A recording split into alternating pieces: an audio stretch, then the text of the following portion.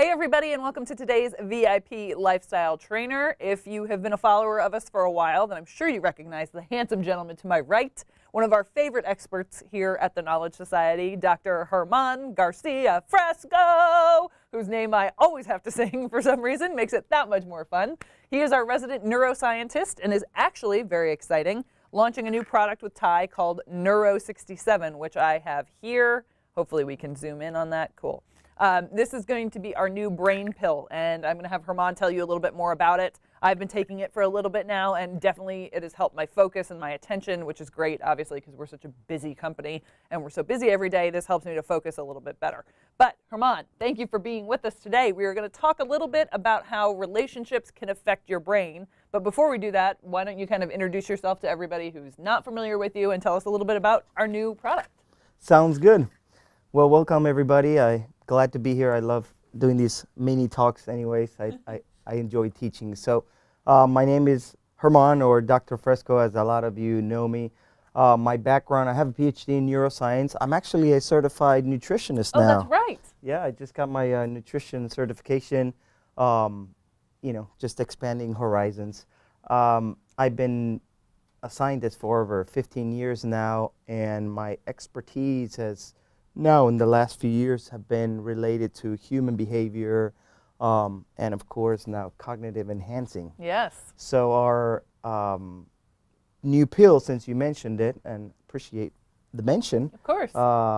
Neuro 67 we developed here in the Knowledge Society labs. So yes, so Neuro 67 is a new pill we're launching with Ty here at the Knowledge Society labs. It is very exciting. There's a lot of brain pills out there, but not quite like this one. It's not only because I made it, but it truly is. Me and another scientist, colleague of mine, his name is Dr. Perotti, we came up with this formula, and it was mainly based on peer scientific reviews. You know, it's 100% scientifically backed up. There's lots of companies out there. They just call a manufacturing firm. They say, hey, give me a cognitive booster. They make whatever they have in stock and they sell it as a cognitive booster. I'm not saying they're bad, but they're not as complete as these. Our pills actually work on a two-stage process. The first stage we call the cellular process. The second one we call the cognitive process. So the cellular process is the part where you're building up neurotransmitters, you're increasing blood flow so that you can get more nutrients in your brain. And then the second part of the pill works really on the cognitive functions like focus, memory, attention. So it's a very, very strong concoction of natural chemicals for your brain. And a great bonus that you get with your purchase of Neuro 67 is Dr. Germán's, I should be calling you Dr. Fresco, sorry, Dr. Fresco's brain book. And so I've been helping edit Dr. Fresco's book. And as I was reading it today, there was a really interesting section about relationships and the effect that relationships can have on your brain. Because a lot of people today are single, or maybe even if you are married. What kind of effect does your relationship have on your brain? How does it affect how you're thinking? How does it affect how you're performing at work? Now, relationships, excuse me, most people think of relationships as your boyfriend, your girlfriend, your wife, and your husband. And the truth is, relationships is more than that. You know. Now, when and consider that I'm thinking of this as with a brain perspective, right? You have I divide relationships in two portions. You know, inanimate relationships and animate relationships. And those inanimate relationships are your relationship with the environment. You know, because everything affects your brain. Right. The weather, the temperature, how are you feeling that day because of the smells around you, whatever it is, affects you. And when it affects you, it affects the way you behave, which in turn can affect your relationship with humans, right?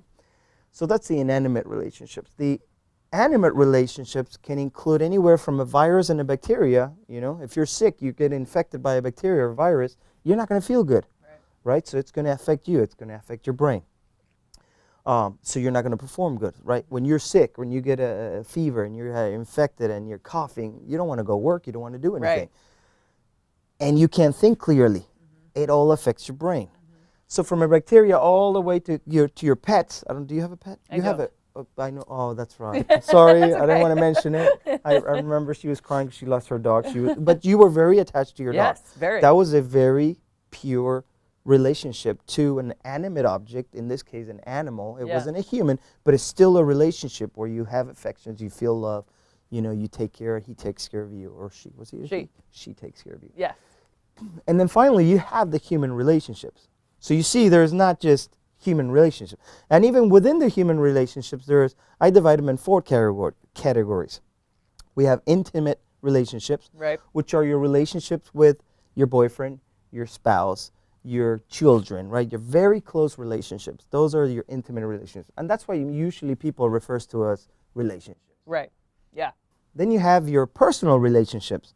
These are your relationships between you and your best friends and your good coworkers, the people that are close to you that you can share events you go out with, that you share secrets with. That's a personal relationship. It's not as close as an intimate one, Yeah. but it's close enough. Then we have professional relationships.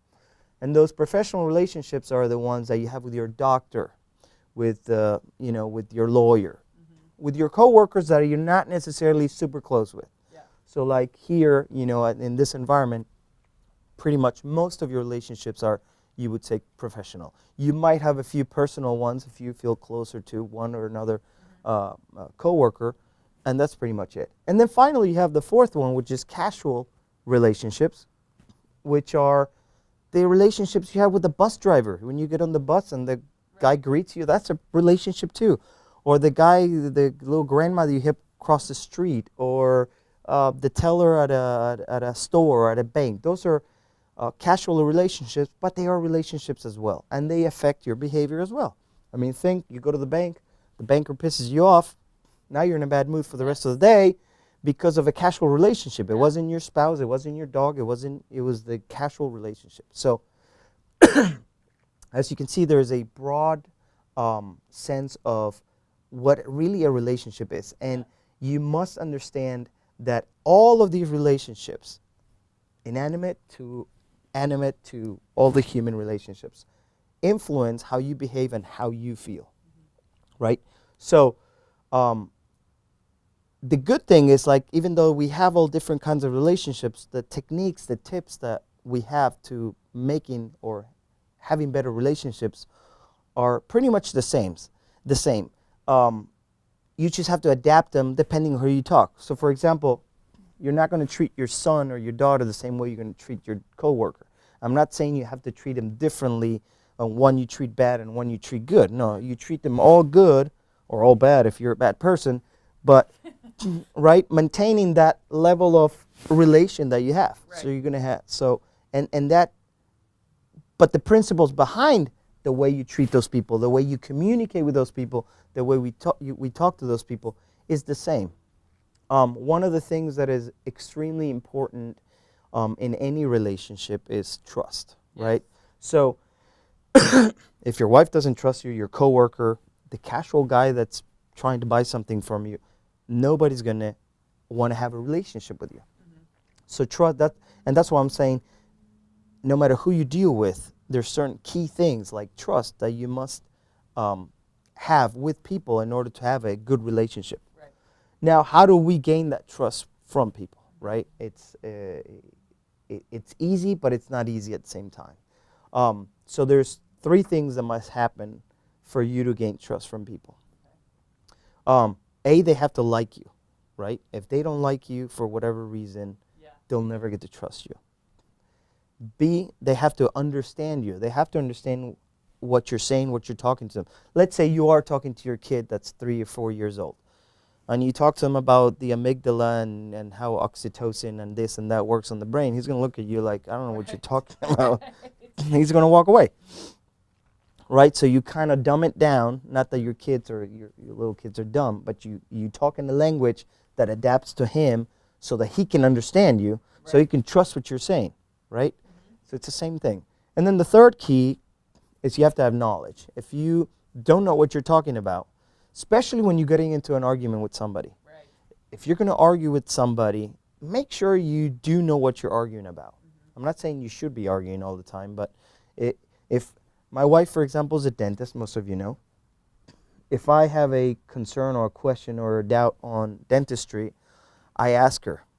And even if I feel that she's not right, because of her expertise, and I know she knows more than I do, I don't really argue. I give in. I'm like, you know what? She's the expert in this field. I'm going to let this one slide. Even though I'm thinking she's not right, she might be confused, because no matter how good of an expert you are, you can still make mistakes. There's plenty of doctors out there that make mistakes when they're diagnosing people, but you take their word, you know, which goes into these cognitive biases that we'll talk in a second. Yeah. But it goes into this trust mode that you just take it for granted. So when you're arguing with people, and this is a great tip, this is a tip that I've been using for many years, is I see what their expertise is. I'm like, okay, this person knows a lot about this particular topic. So when it comes to where, because see, what happens with arguments is like, a lot of times you're 50-50. Yeah. You think, I think I'm right, you think you're right. So the question is, who is right? Right? You get to that point where it's like, no, yes, no, yes, no, yes, no, yes, and you can't get out of it. And in your mind, you're 100% right. In your mind, you're 100%, and in my mind, I'm 100% right. So there has to be a point where either people have to walk away or give in. Right. And my rule is, if you know more about that topic, or you're more of an expert about that topic, even though I feel you're making a mistake, I will give in that particular situation. I will give in. And you'll be surprised, how many people don't do this. People that argue. We have a friend with Ty we always have fun with, we tease. He will argue about anything, knowing or not knowing. And he'll keep going forever to the point where you're like, dude, you what do you even know about that? Right. It's like you're arguing just for the sake of arguing.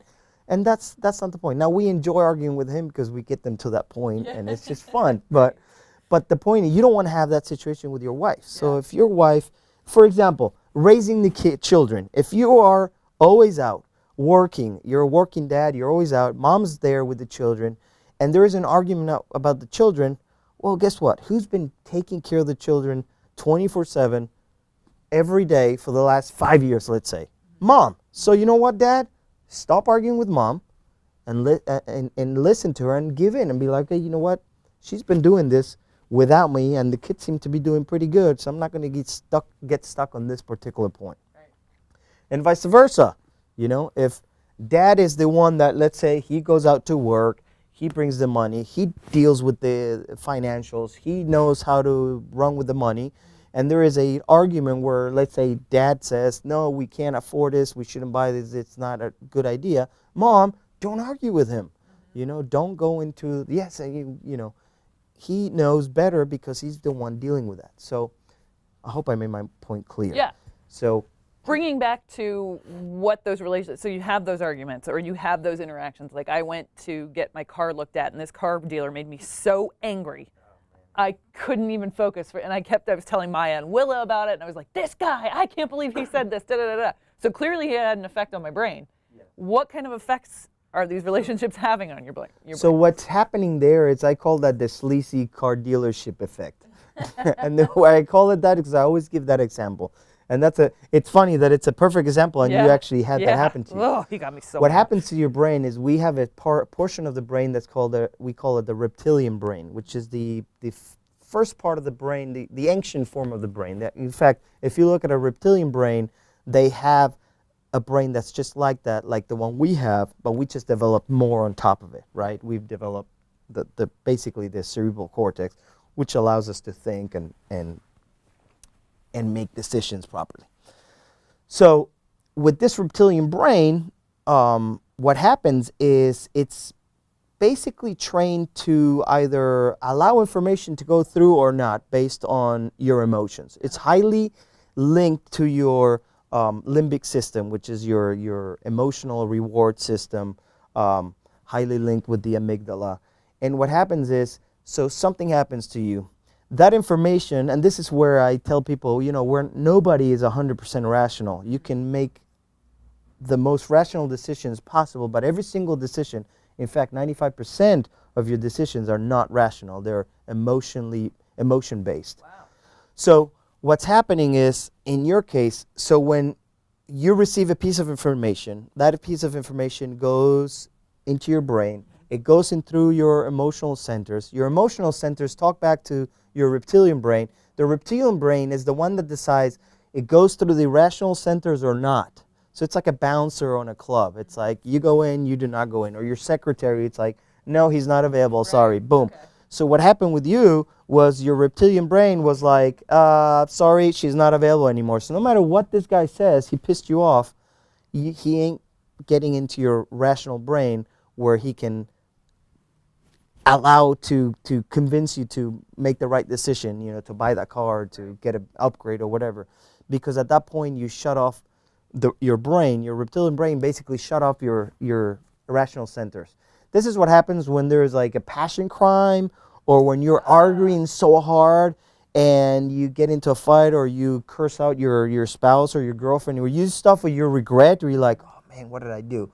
Well, basically what happened is your reptilian brain shut off your rational centers, your thinking abilities, and it just works purely on, you know, basic instinct. Like, so you're basically down to like an animal. And that's why people kill each other in certain occasions. It's like, you know, they're not thinking the consequences. Like, oh, if I hit my girlfriend right now, she's going to walk out of me and I'll never see her again. Well, at that moment, that guy just hit her and then it's like, oh, what did I do? Yeah. It's that emotional center shuts down. It's like, now I need to be. It's kind of like you go into this fight or flight mode. Right. And there's nothing you can do about it. Yep. Except understand how your brain works and say, okay, I need to figure out how to channel my emotions and how to figure out how to calm down so that this doesn't happen to me. Yeah. Now, intimate relationships. I've read studies where some say that single people are happier, some say that married people are happier. What kind of effect does your relationship with your boyfriend or girlfriend have on your brain? And from your research, do you think that brains are healthier when you have a partner, or can you have as healthy of a brain? And if you think that, can someone who's single have as healthy of a brain? Can you get that same kind of thing from your personal relationships, your casual relationships, your professional relationships? Well, I'll answer it this way. There's a study, it's called the Harvard study. It was a 75-year-long study, and where they basically, it was a study of happiness. Uh-huh. And they came down to the single most important thing on being happy is having meaningful relationships. Wow. They've done studies where they followed for 75 years people, you know, with relationship, without relationship, anything, but meaningful. So to answer your question, you could be single and be extremely happy if you have very meaningful relationships. Now, what does meaningful relationships mean? Usually being married is having a meaningful relationship, or dating somebody is having meaningful relationships.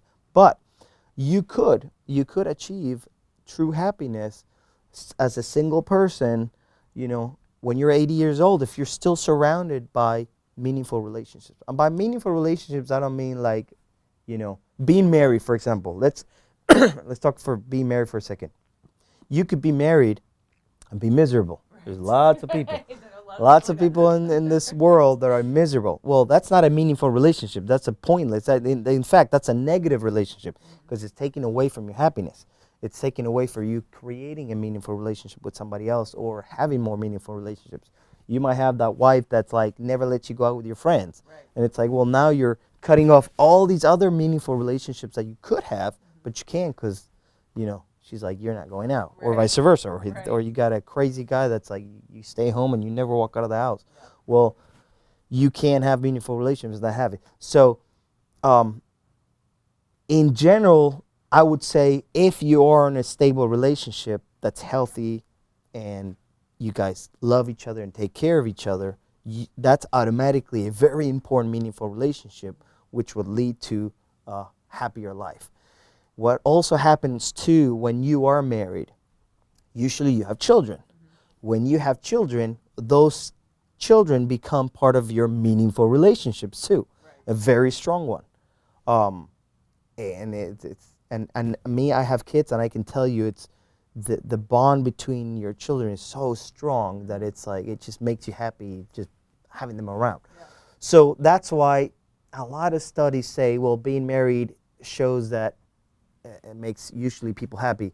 But it's not because you're married. It's because you're having a meaningful relationship that's creating your progeny, that's creating more meaningful relationships. So all of a sudden, you're married, you're happy with your marriage, you have 3 or 4 kids. Now you have 4 or 5 meaningful relationships, plus other family members, plus your friends. Now you have a very fulfilling life. So the key is, like I said, having those relationships. So what are the effects that a meaningful relationship has on your brain? So many things happen. There's a lot of chemical releases in your brain, from dopamine, oxytocin, serotonin, all these things that cause, happiness, right? So oxytocin is a very important one. It's actually a hormone that's released, and they call it the love hormone. And actually Helen Fisher, who is the leading expert in this topic, you can read, she's written a bunch of books about this. But basically, oxytocin is the attachment hormone. So when you are in a relationship, you release these hormones and you get that sense of attachment. You also release a lot of serotonin. Serotonin is a feel good, feel happy type of chemical. People that are depressed usually have very low levels of serotonin, so they need to take antidepressants, which are basically boosters of serotonin or inhibitory things that inhibit inhibitory neurotransmitters. And then the other one is dopamine. So when you have dopamine is the key for reward, and it's the reward and seeking behavior chemical. So it's the chemical that gets released in your brain when you want something again. So if you went out on a date and you kissed that night, when you go back home, you're like, oh, I want that again. I want to see her again. And all these chemicals are crazy in your brain. Serotonin's up, oxytocin, and dopamine. It's like it's anticipating. You start imagining next time you see her on the next day, you're going to kiss her again, or you're going to kiss him again. And that anticipation gives you a rush of excitement and euphoria of like, oh, I want to do it again. Yeah. What happens with dopamine, this is where people are like, why can't we just stay like in love with butterflies like the first few months when you met somebody, right? Phase. How? Unfortunately, the brain doesn't work that way. It becomes, you could say, numb to it. It's like drug addicts. The more cocaine they do, the more they need, because what happens, the brain starts getting used to it, and it's like, hey, we're overexciting ourselves for no reason. So they reduce the levels of dopamine. Your brain reduces the levels of dopamine receptors, actually. So it's actually a genetic, it's at the level of genes that it's changing. So you reduce the levels of dopamine receptors. So now you need more drug to release more dopamine to get that same rush. And kind of the same thing is going on with your brain when you are on a routine with the same person over and over.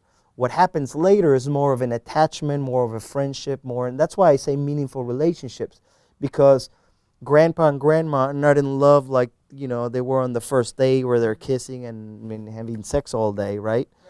But they're still love each other, right? It's almost like that's why I call it infatuation, or a lot of people call it infatuation. The first few months you're infatuated. It's like a very intense feeling of desire and a very strong sexual attachment. But then later on, it converts more into a friendship, right?